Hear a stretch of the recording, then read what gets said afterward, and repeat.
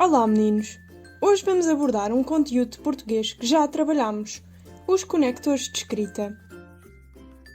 Vocês sabem que um texto é constituído por ideias que têm de ser ligadas entre si para que possam fazer sentido e para que possam passar uma mensagem de forma clara e objetiva.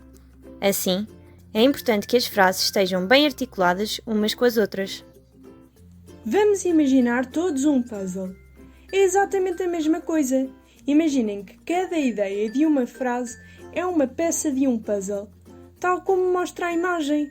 Mas na imagem, se observarem bem, as ideias não se encaixam. Precisamos de uma ajuda.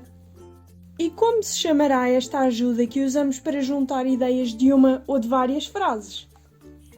Chama-se conector. Conector deriva da palavra conexão, que significa ligação. Assim, os conectores de escrita são muito importantes para se fazer esta ligação entre ideias. Usando os conectores, estamos a dar sentido às ideias que comunicamos. Caso não os usemos, estamos apenas a debitar ideias que não estão relacionadas umas com as outras. Há tantos conectores! Mas quando é que se usa cada um? Os conectores podem dar uma ideia de adição quando acrescentamos várias ideias. Podemos, por exemplo, juntar estas 3 frases numa só. Reparem: a Isabel gosta de jogar ténis. A Isabel gosta de saltar à corda. A Isabel gosta de andar de patins. A parte a Isabel gosta repete-se nas 3 frases. Por isso, podemos cortar as 2 últimas vezes e adicionar o conector i, formando a frase: a Isabel gosta de jogar ténis, de saltar à corda e de andar de patins. Vamos ver mais exemplos. No domingo, o Bernardo cozinhou e fez um jantar de amigos. A Carmo e a Leonor são as melhores amigas. O Zé gosta da tosta dele com queijo e fiambre. Também existem conectores que podem dar uma ideia de condição. Na frase: o Vasco tivesse estudado mais, teria tido melhor nota. Falta adicionar um conector para formar uma frase correta que transmita a ideia de condição, ficando: se o Vasco tivesse estudado mais, teria tido melhor nota. O mesmo se aplica ao exemplo seguinte. Para tornar a frase ainda estivesse sol, poderíamos ir à praia, correta, temos de acrescentar o conector se para formar a frase se ainda estivesse sol, poderíamos ir à praia. Podemos também encontrar conectores que transmitem uma ideia de oposição, de contraste. Observa as seguintes frases: ele foi para a escola, ele esqueceu-se do livro em casa. Estas 2 frases transmitem 2 ideias que não estão relacionadas entre si. Vamos relacioná-las utilizando um conector. Podemos dizer: ele foi para a escola, mas esqueceu-se do livro em casa. O mesmo acontece com as frases: eu queria construir um puzzle, eu perdi uma peça. Podemos dizer: eu queria construir um puzzle, mas perdi uma peça. Faltam ainda os conectores de explicação. No primeiro exemplo, o vaso está partido. Ele estava a brincar e acertou-lhe. Sabemos que a segunda frase explica a razão pela qual o vaso está partido.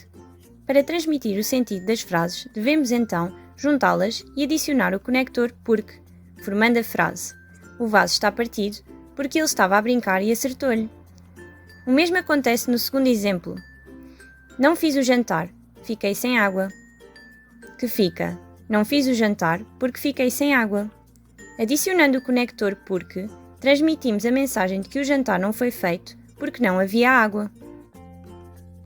Vamos agora falar um pouco dos conectores com valor de alternativa. Na primeira frase, podemos ir ao cinema, ao parque. São apresentadas 2 opções de sítios aonde ir. Logo, a frase deve ter um conector que transmita esta mesma ideia, ficando: podemos ir ao cinema ou ao parque.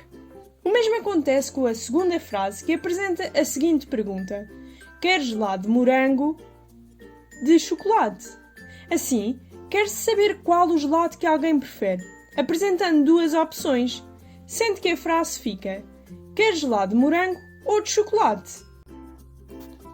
Não nos podemos esquecer ainda do conector por isso, que transmite a ideia de consequência. No exemplo, o António estava a sentir-se mal.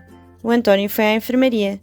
Sabemos que a consequência do António se ter sentido mal foi uma ida à enfermaria. Neste caso, devemos adicionar o conector por isso, formando a frase: o António estava a sentir-se mal, por isso foi à enfermaria. Relativamente às frases: eu enganei-me no caminho, estamos perdidos, para transmitir a ideia de que a razão de eles estarem perdidos é o facto de ele se ter enganado no caminho, também utilizamos o conector por isso, formando a frase: eu enganei-me no caminho, por isso estamos perdidos. Temos também um conector que nos dá uma ideia de equivalência. Vamos ver o exemplo para perceber melhor. Eu adoro gelado de marabunta. Gelado de marabunta é gelado de nata com pepitas de chocolate. Assim, podemos usar um conector para explicar por outras palavras que gelado de marabunta é um gelado de nata com pepitas de chocolate, sendo que a frase fica: eu adoro gelado de marabunta, ou seja, gelado de nata com pepitas de chocolate. Por último, temos os conectores de tempo, que transmitem uma ideia de quando aconteceu algo.